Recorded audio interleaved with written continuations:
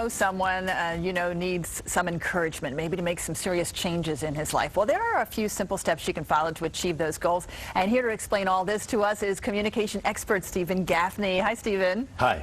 Change, yes, we don't like change much, do we? Nobody embraces change easily, I don't think. Yeah, but you know what's interesting? Change actually reveals more problems than it causes. For example, in a reorg at work, and there's somebody we're having a difficult time with, when there's a reorg, often it reveals, we always had that problem, and now we're faced with that problem. Or even in relationships where maybe somebody loses their job or there's a major problem financially, the question is, did they ever handle their finances to begin with effectively in the first place? So change often reveals more problems than it causes, and that actually can be more empowering, because then when you see a change, you can be like, well, you know what, this can be actually a good thing rather than a bad thing. Now, we have, I guess, managers and leaders that are tasked with change, but are they often inspirational? Do they often lead people in the right direction so that it's easy to make the changes? Yeah, absolutely. So often people will say, we need to change, but they're not really clear on what the change is. One of the top reasons why people resist change is they don't understand it. For example, somebody, or let's say you and I were in a situation where, we should communicate better, work better. What does that exactly mean? For example, should we have more meetings, less meetings? Should we communicate differently? What exactly are we talking about? So quite often the top problem is people don't articulate what exactly they want, and they're just fuzzy about that. And if they're fuzzy, then it produces fuzzy results. So this is one of your, you have 4 different Yes. keys to enacting change, and that's one of them, right? A clear outcome, define it, tell everybody what it is, give everybody on the same page as you are. Yeah, in fact, all we have to do is reference our own life. Has somebody ever asked you to change something and you've thought, I kind of understand what they're talking about, but I don't really understand? The question is, do we push back at them? Do we ask them? Are we really clear on what they're asking us to do? So if we're asking other people to change, one tactical thing we can do is ask that person, what are you hearing me ask you to change? How are you seeing this? What picture are you coming at? In other words, checking in with the person to see how it's landing on that person. And very often we find out, you know what, that person doesn't understand. And then instead of getting frustrated with that person, why don't we look at ourselves and say, you know what, we should be articulating the change a lot better. So it really sounds like it comes down to communication. It always does, doesn't it? Everything does, doesn't it? Yeah. So as managers, it's really important to articulate what you want people to know. Absolutely. And then the next key is about what's value, what's in it for other people. You know, the universal language we all speak in is what's in it for me. But here's the problem. When people ask us to do something differently, we think, what's in it for me? What's in it for us?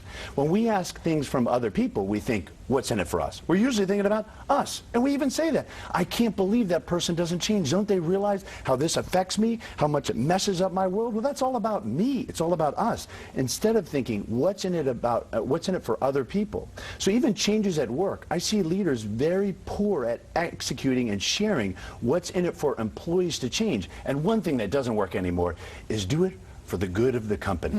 Do it for the good of the company. Company loyalty is basically out the door, because we've seen many people get whacked in their job, so then we're wondering when that leader says, oh, we need to do it for the company, the person's thinking, yeah, I remember what happened last time. Right. So if that doesn't work, then what does work? What motivates people? So there's many drivers of human behavior, but one of the drivers is obviously money and time. So what's going to benefit other people, but also one of the things I found out is one of the top reasons why somebody will resist change is why they should execute on the change. So one of the core drivers of human behavior is survival, right? To protect, to survive. So when somebody suggests a change, sometimes we perceive that as, it's going to affect my job, and we're worried about our own survival. Well, if that leader actually turns that around and says, no, this is exactly why we need to change, this is why we need to move forward, because it'll help us survive and thrive moving forward, then that actually can help. So very often, the #1 reason why somebody will resist change is exactly the reason why they should do the change, and we just need to reframe that better. So in other words, thinking what's in it for them, and actually then setting it up so what we want them to do is in it for them. So maybe an example of that might be bringing on a new hire? who's doing some of your job duties, and then maybe the old worker feels threatened that this Absolutely. person might take over their job. You know, but as a manager, you can say, hey, this is a big family. We have room for everybody, right? Yes, but you know the other thing is tell the truth. So often I've seen a lot of leaders do that, and they'll reorg, but the source of the problem is somebody's not doing their job. And so often I'll say to somebody in my coaching practice is essentially, why don't you tell that person the truth? If you're going to move somebody else in because that person isn't doing a good job, why not pay them the respect of giving them some honest feedback? Because very often people can sense that something's not right, and one thing that has people disconnect is people who lie and don't tell the truth.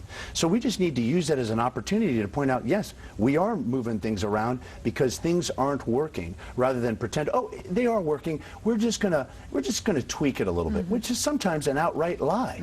But what about the employees that have seen change time and again, and things don't always work out very well, do they? And they're kind of remembering that, oh gosh, another change for the worse. That can be a problem. Yeah, in fact, here's a staggering statistic. 70% of organizational changes actually fail.